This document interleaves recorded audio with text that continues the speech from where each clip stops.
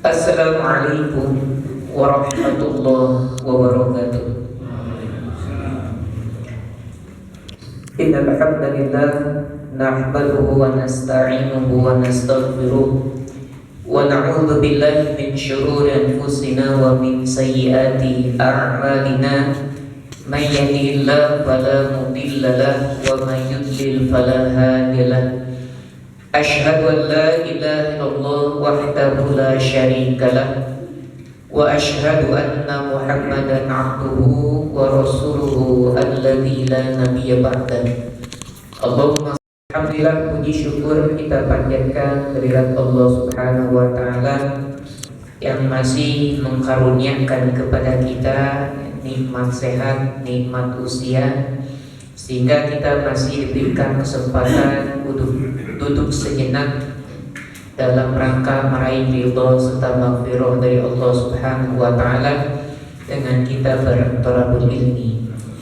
Salawat serta salam semoga terus tercurah limpahkan kepada Nabi kita Nabi Muhammad sallallahu alaihi wasallam beserta keluarganya, para sahabatnya, dan juga kita semua selaku umatnya. Para hadirin rahimakumullah, kita lanjutkan kembali masuk surat Al-Asr. Surat Al-Asr, surat yang ke-103. Seperti biasa kita baca dulu ayatnya sebelum nanti kita menggali maknanya. A'udzu billahi minasy syaithanir rajim.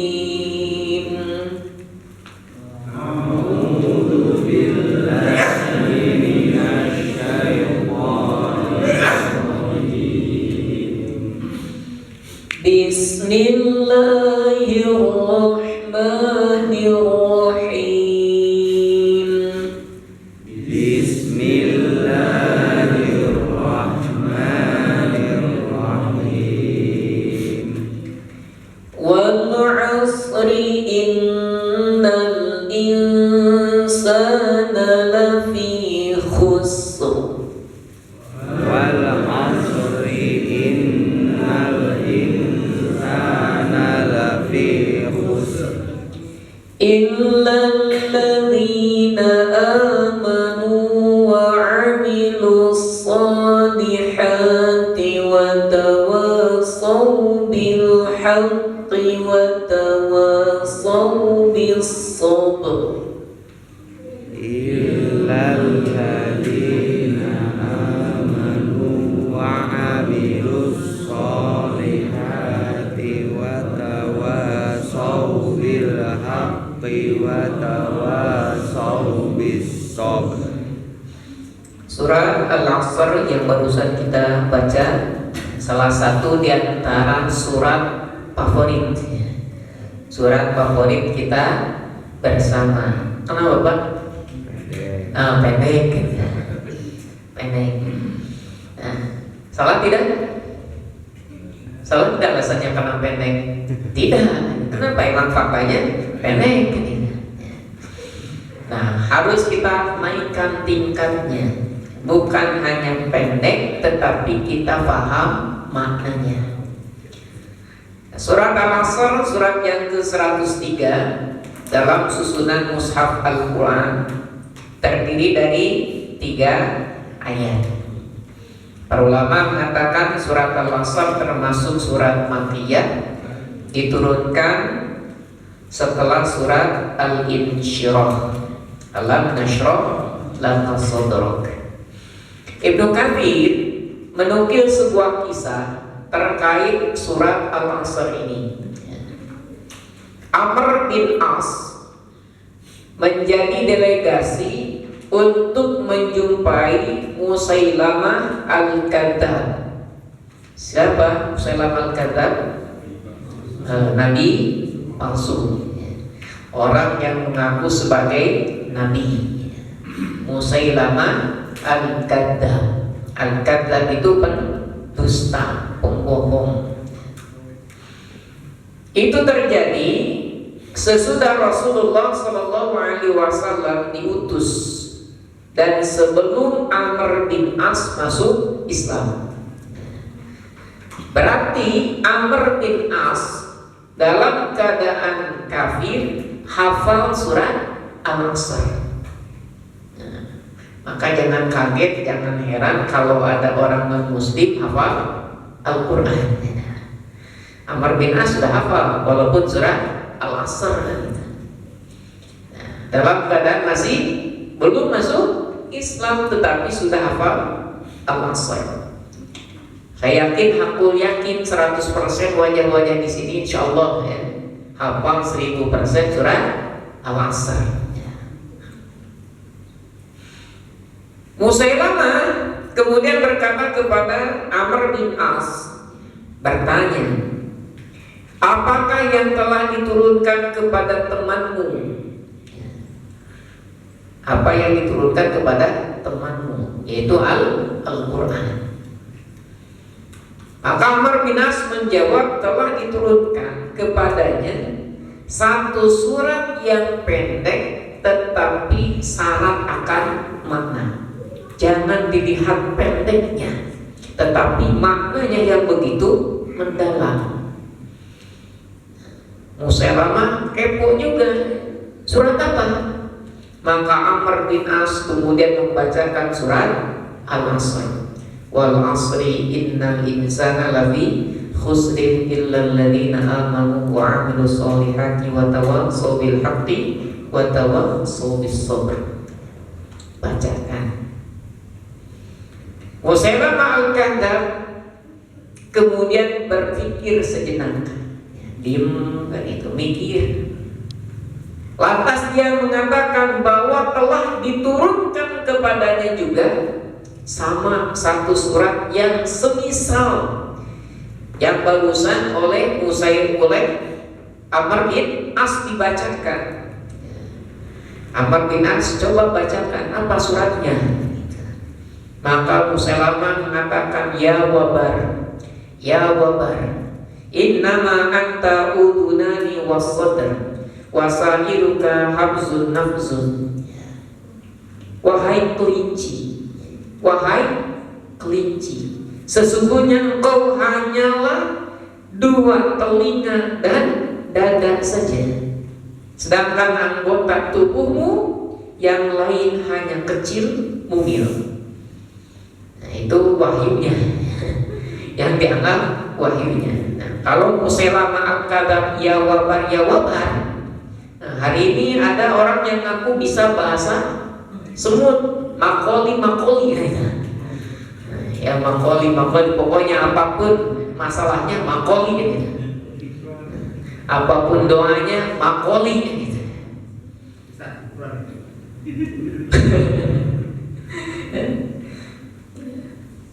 Musailamah berkata kepada Amr bin As, bagaimana menurut pendapatmu wahai Amr bin As? Hebat ini wahyu. Maka Amr bin As menjawab, demi Allah, sesungguhnya engkau benar-benar mengetahui bahwa aku meyakinimu sebagai pendusta. Pasti bohong kan gitu. Masa wahyu kayak gitu kan gitu. Itu mah bahasanya bahasa ngaco kan gitu. Nah, ini terkait dengan Amr bin As sudah hafal surat Al-Asr sebelum beliau masuk Islam. Ternyata Al-Quran sebenarnya mudah untuk dihafal. Yang susah itu apa? Menghafalkannya. Gampang kan gitu ya. Nah, insya Allah. Makanya kalau kita perhatikan, ada kemarin ada katakanlah najah ya. Kalau dilihat dari segi fisik ya mohon maaf kekurangan gitu. Tapi hafal 30 juz kalah kita yang normal ya. Di Mesir ada bocah juga, kalau berbicara dia nggak bisa berbicara, berhitung apalagi. Tapi kalau hafalan Al-Quran luar biasa. Ini Al-Quran mudah untuk dihafal. Kemudian Ibnu Katsir pun menukil sebuah riwayat dari Imam At-Tabrani dari Ubaidah Ibnu Hafs yang menceritakan ada dua orang sahabat Rasulullah Shallallahu Alaihi Wasallam ketika berjumpa. Sudah berjumpa, setiap perjumpaan ada perpisahan. Maka sebelum mereka berdua berpisah, salah seorang di antaranya membacakan surat Al-Asr kepada sebagian yang lain. Bukan hanya salam saja, bacain surat Al-Asr. Saya dulu pengalaman ngajar di SD Muhammadiyah 2 di GAS. Salah satu bacaan selain doa yang dibacakan oleh anak-anak sebelum pulang itu, mereka suka membacakan surat Al-Asr. Dari mana ini dalilnya? Dalilnya ada dua orang sahabat Nabi yang senang kalau berjumpa kemudian berpisah membacakan surat Al-Asr sebelum berpisah. Bahkan Imam Asy-Syafi'i rahimahullah, beliau berkata, "Lau tadabbarun nasu hadhihi surah la wasa'athum."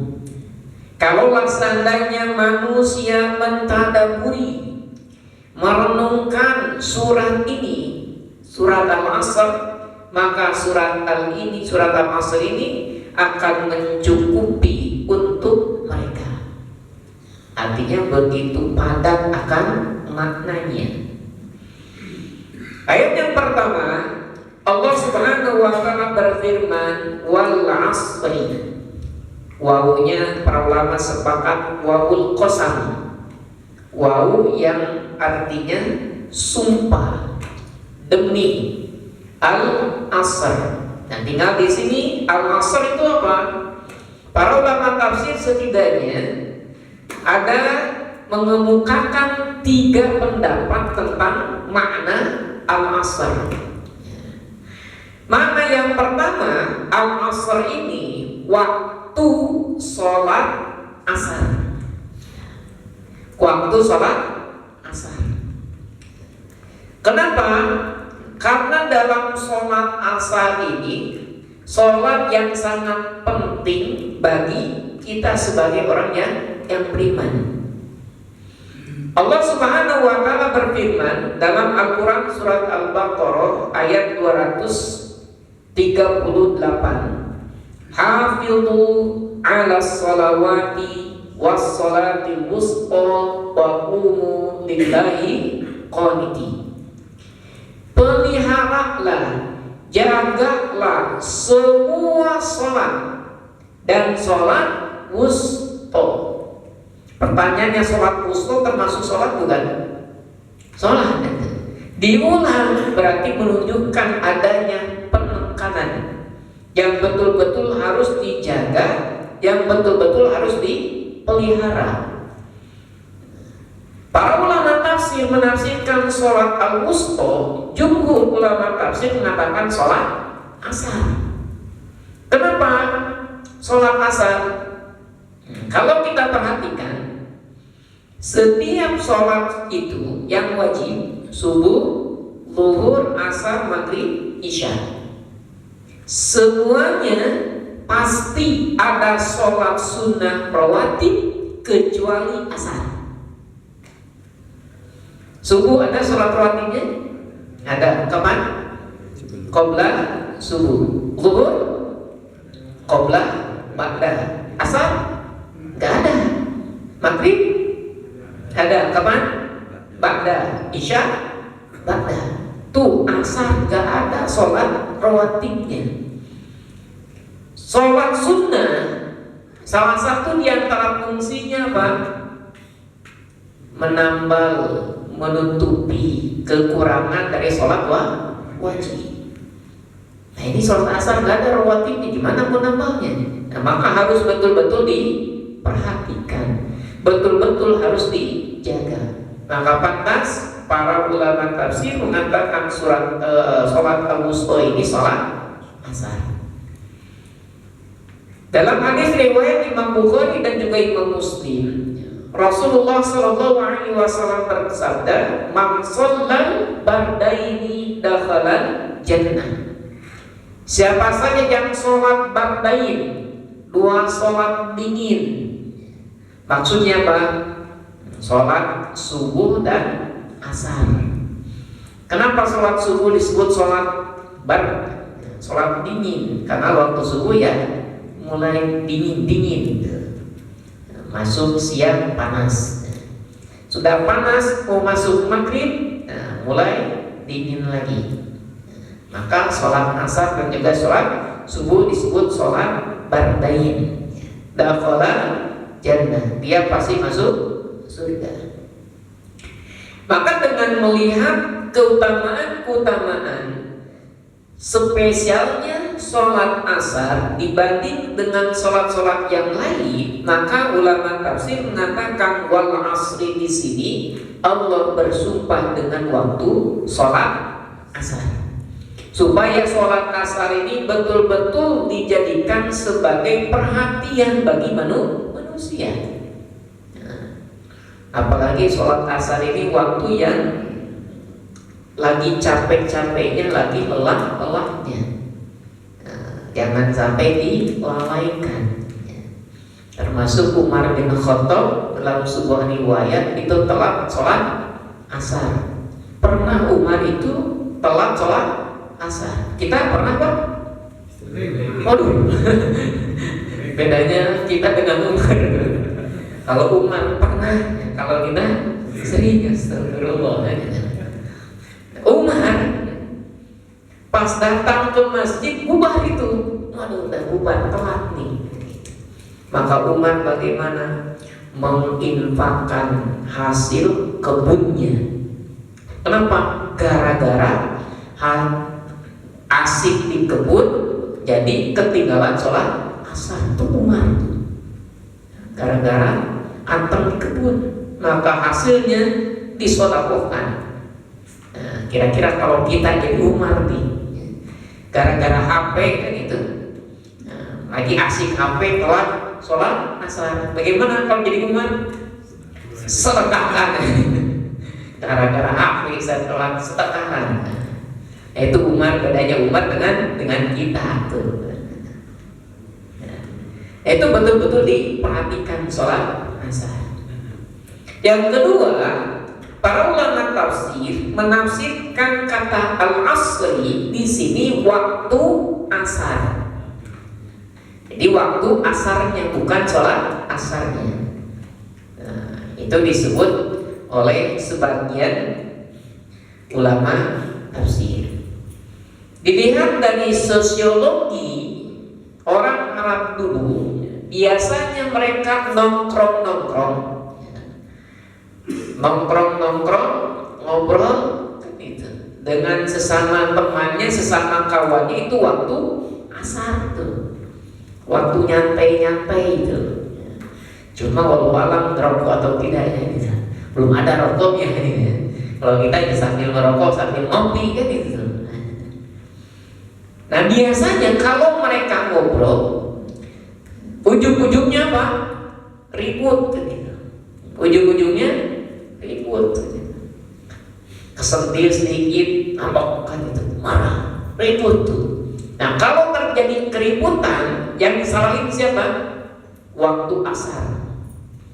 Nah itu tuh orang-orang Arab, gara-gara kita ngobrol di waktu asar, kita ribut, nyalahin waktu asar. Jadi waktu asar itu sebagai kambing hitam mereka ketika adanya percekcokan, pertikaian di antara mereka.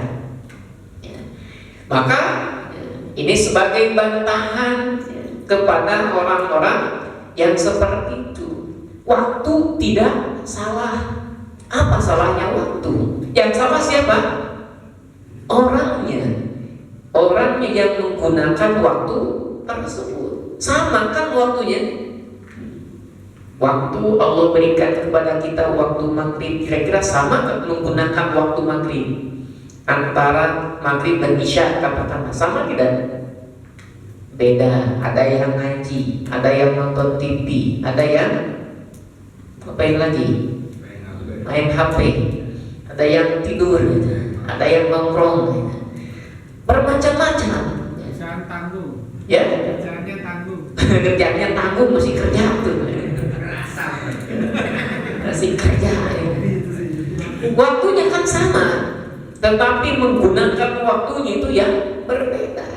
Nah, ketika terjadi keburukan jangan sampai nyalahin waktu. Dan waktu asar ini waktu yang sangat sempit, waktu yang sangat mepet. Ini menggambarkan bagaimana manusia, siklus manusia. Pagi tadi dingin, subuh dingin, kemudian naik ke zuhur panas, kemudian turun lagi.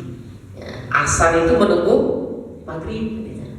Waktu asar itu menunggu maghrib. Artinya kita hidup itu menunggu mati. Dalam jeda hidup kita menunggu mati, lama atau sebentar? Lama, sebentar Pak. Sebentar gitu.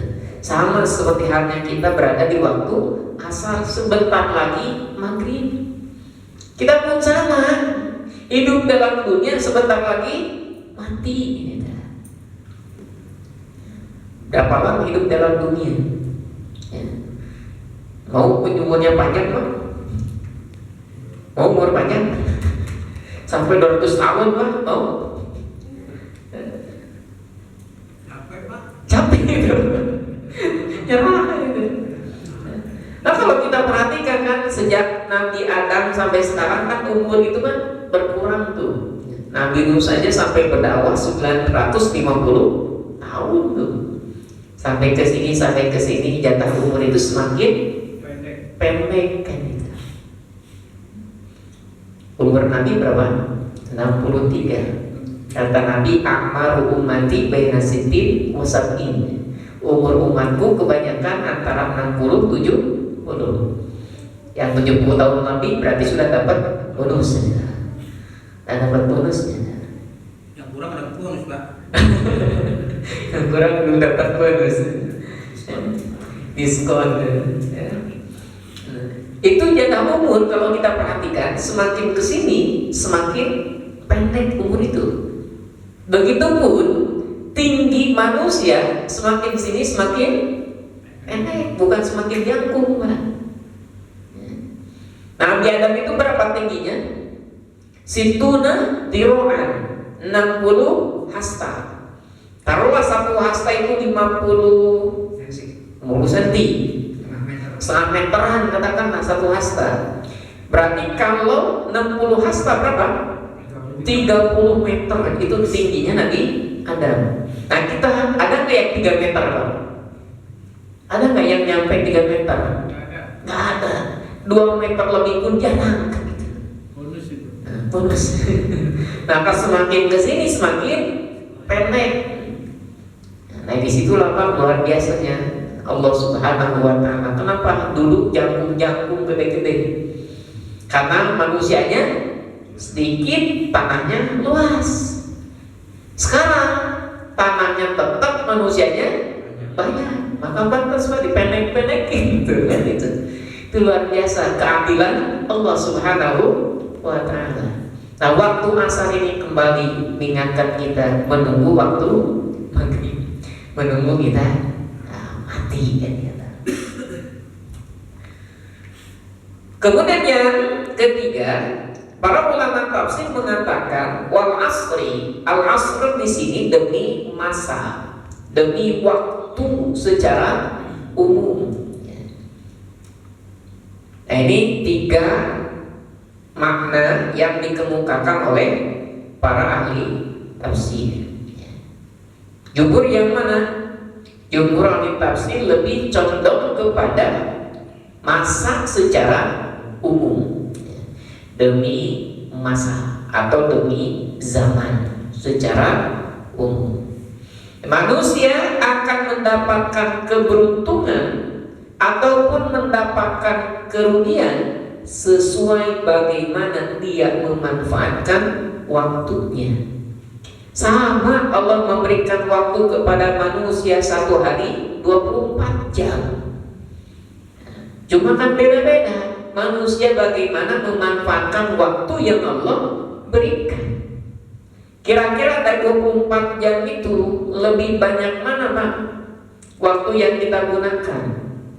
Lebih banyak sholat atau tidur? Tidur. Sholat atau tidur?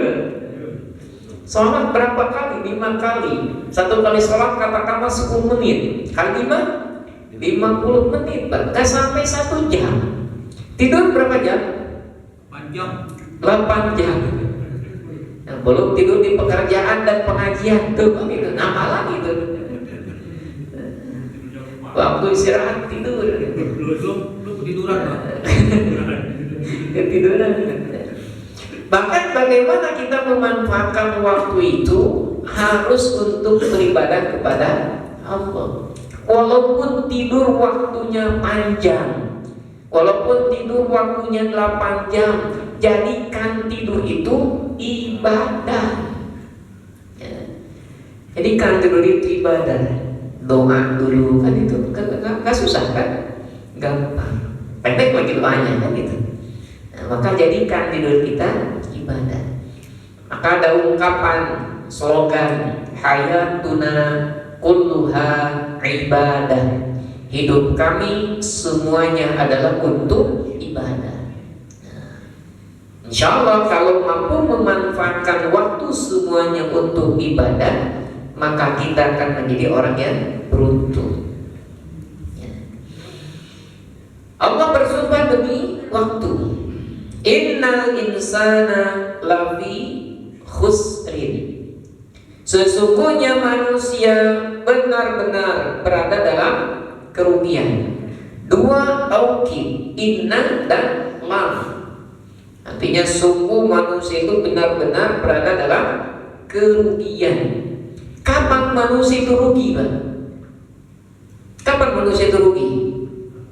Kalau manusia tidak bisa memanfaatkan waktu yang Allah berikan untuk beramal soleh. Maka waktu itu modal yang Allah berikan sama kepada manusia. Ada yang jadi pedagang Pak? Banyak. Nah, misalkan beli air modalnya 1.000 Pak.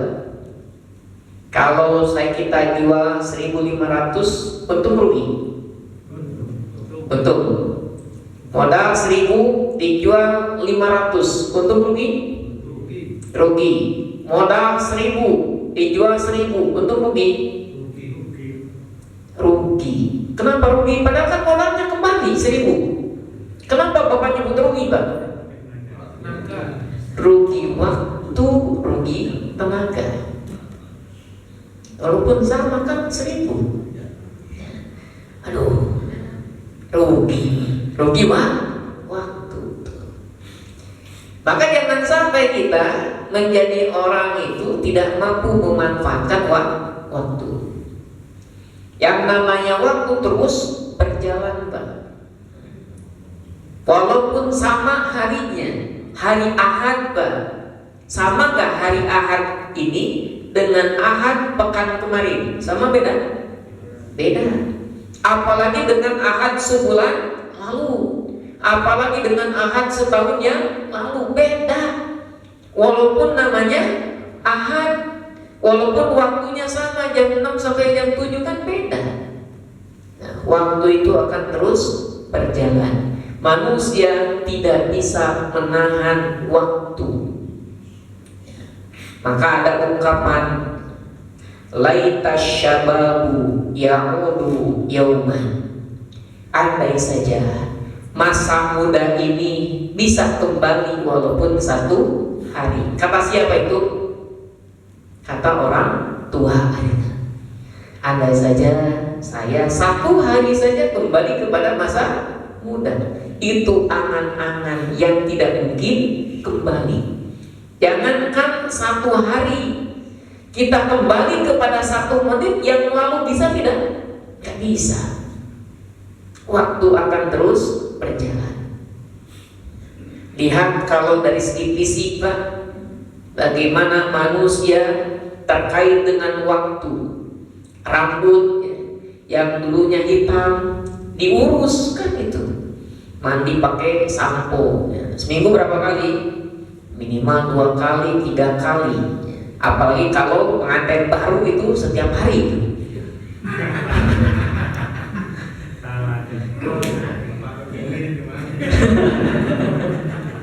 Pengantin baru setiap hari itu keramas tuh.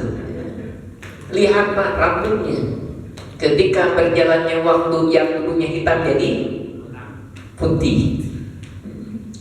Apalagi yang dulunya lebat jadi botak kan gitu. Waktu berjalan tuh Pak. Gak bisa menahan waktu. Turun sedikit ke dua. Yang benar-benar. Nah, yang bening-bening tuh. Masih ingat. Itu yang inget. Nah itu manusia tuh. Coba pakai kacamata, bisa nggak membedakan 10.000 dengan 100.000? Masih bisa. Membedakan yang cantik dengan yang nggak cantik masih bisa. Nah, makanya jangan heran, jangan aneh banyak kakek-kakek yang menikah dengan gadis muda 17 tahunan tuh. Wajar tidak? Wajar. Matanya walaupun sudah kurang melihat wanita cantik, tetap cantik banget. Berjalannya waktu begitu Pak. Turun lagi ke gigi ini, digosok-gosok kan itu setiap hari berapa kali itu? Minimal 2 kali. Sudah berjalannya waktu bagaimana? Satu demi persatu hilang entah kemana gitu. Kasih digosok. Bisa nggak kita menahan waktu itu? Nggak bisa. Maka kalau hanya mengandalkan fisik saja Pak, sunatullah Pak. Sunatullah itu ya seperti itu. Semakin tua semakin banyak sakitnya. Betul Pak? Tuh segala kerasaan itu. Asam urat mah, rematik mah kan gitu. Kenapa? Karena sudah waktunya usia kan gitu. Maka ada wajar faktor bukan gitu, faktor usia. Nggak bisa menahan tuh perjalanan waktu itu. Maka kalau hanya sebatas mengandalkan fisik saja, ya, tidak ngapa-ngapain, ya, maka sayang manusia akan rugi. Bagaimana supaya tidak rugi? Maka manfaatkan waktu. Kalau tadi tubuh akan rusak biasa, ya, pasti ditanya untuk apa? Nah itu tuh.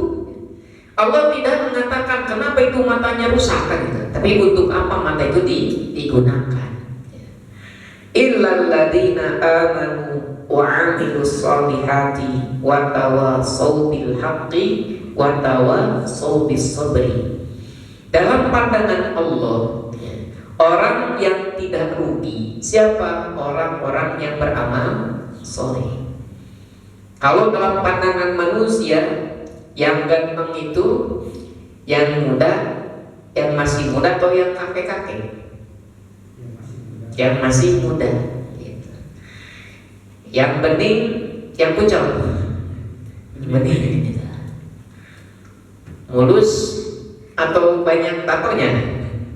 Mulus. Tapi Allah Subhanahu wa taala, Rasulullah mengatakan innallaha la yanzuru ila suwarikum walakinnallaha yanzuru ila ma fi qulubikum. Allah tidak melihat wajah, melihat tampang, melihat jasad, tetapi yang Allah lihat apa yang ada dalam hati-hati kalian. Maka yang pertama, gunakan waktu itu untuk beramal, beriman. Illal ladzina amanu, kecuali bagi orang-orang yang beriman. Kalau orang beriman, dia pasti beruntung. Kayak tadi, ada nggak orang yang kafir sakit kepala Pak? Ada? Ada. Ada orang beriman yang sakit kepala? Ada. Sama sakit kepalanya? Sama sakit. Tapi kalau orang kafir untung rugi gitu. Orang beriman walaupun sakit kepala dia rugi, untung Pak. Kenapa?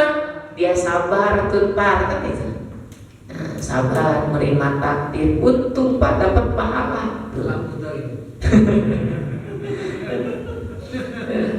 Lihat Pak, orang beriman Pak, beriman, beramal soleh, saling mewasiatkan dalam kebaikan, saling mewasiatkan dalam kesabaran. Ada orang, jangan ngomongin orang dosa, saya aja lah. Saya pernah Pak Jumatan nyimpen helm, lupa nyimpen helmnya di spion Pak. Masuk ke masjid, pulang dari masjid, ngelihat spion kemana kan gitu. Gak ada spion Pak. Tanya ke pedagang yang ada di samping, Pak lihat helm saya. Oh, Ustaz gak dimasukin helmnya? Enggak Pak, lupa saya simpen helm. Ya Ustaz itu mau wassalam katanya, hilang.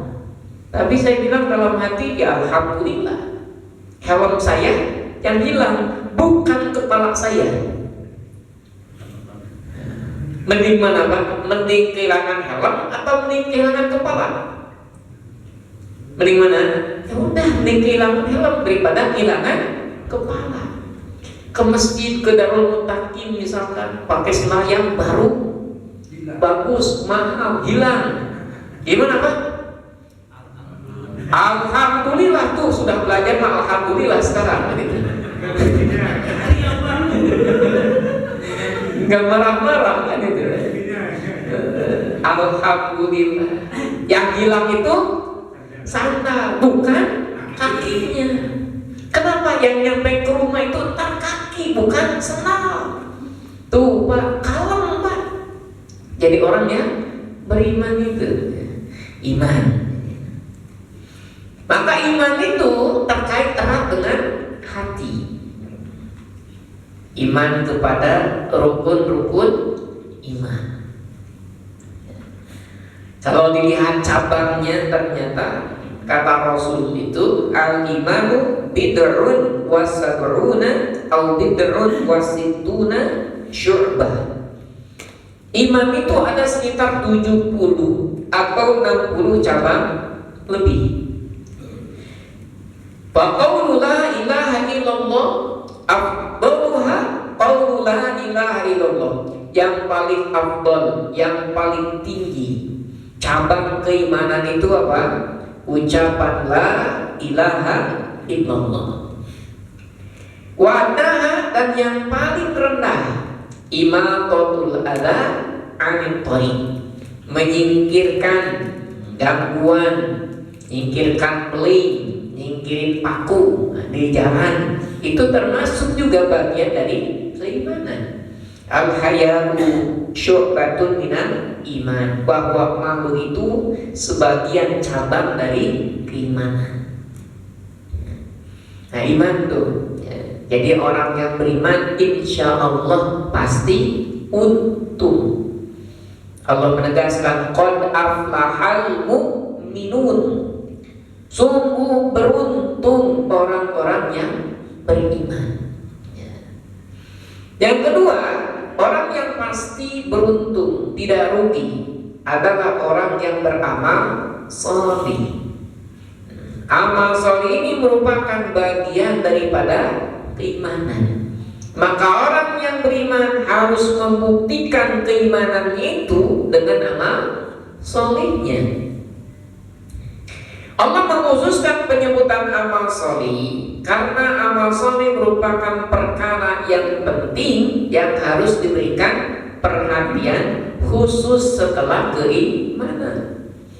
Makanya Allah sering menggandengkan antara iman dan juga amal sholih.